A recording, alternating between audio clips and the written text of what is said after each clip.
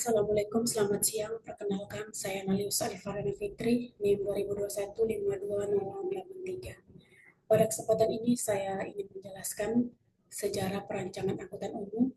Langsung saja saya menjelaskannya.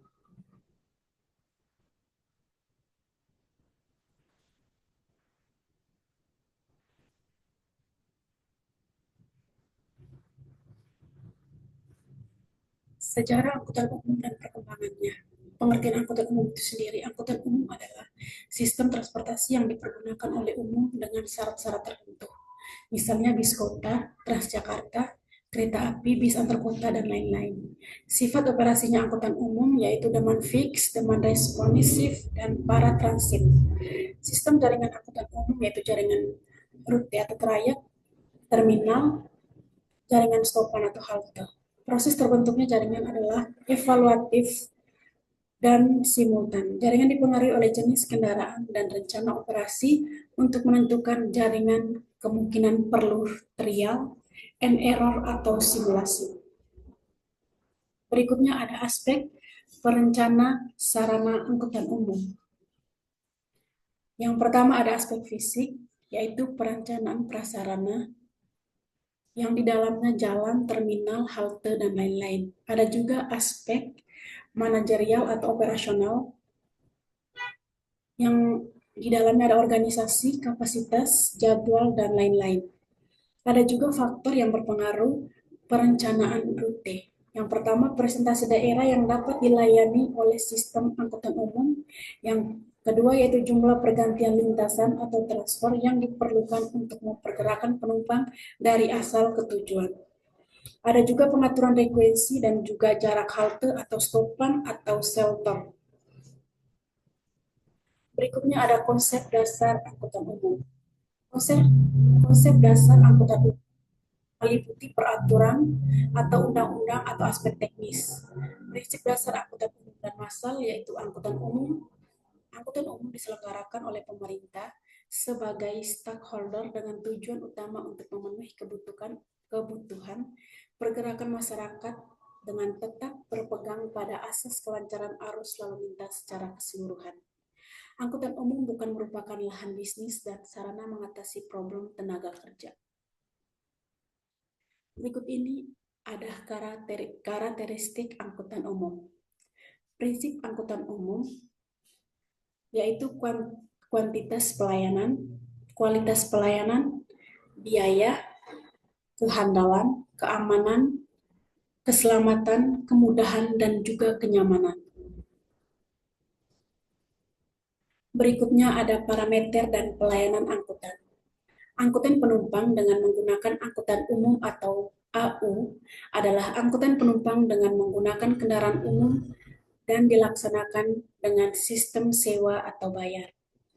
Pelayanan angkutan umum yaitu angkutan antar kota, angkutan perkotaan, angkutan perdesaan.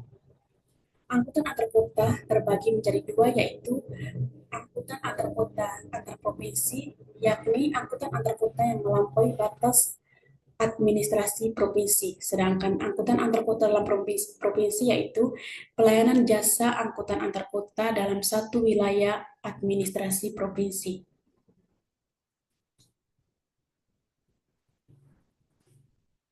Selanjutnya ada juga standar pelayanan minimum angkutan umum. Standar pelayanan minimum atau SPM adalah ketentuan tentang jenis dan mutu pelayanan dasar yang merupakan urusan wajib daerah yang berhak diperoleh setiap warga secara minimal. SPM disusun sebagai alat pemerintah dan pemerintahan daerah untuk manajemen akses dan mutu pelayanan dasar kepada masyarakat secara merata dalam rangka penyelenggaraan urusan wajib.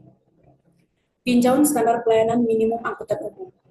Ukuran dan standar SPM dilakukan dengan melakukan perhitungan yang bersifat kualitatif dan kuantitatif. Kualitatif adalah besaran kualitatif terdiri atas jarak berjalan kaki, headway, kecepatan, waktu operasi, dan pergantian kendaraan. Sedangkan kuantitatif yaitu hal-hal yang tercakup dalam mengukur pelayanan secara kuantitatif meliputi tempat tiket, tarif, dan subsidi, informasi dan fasilitas bagi penyandang cacat.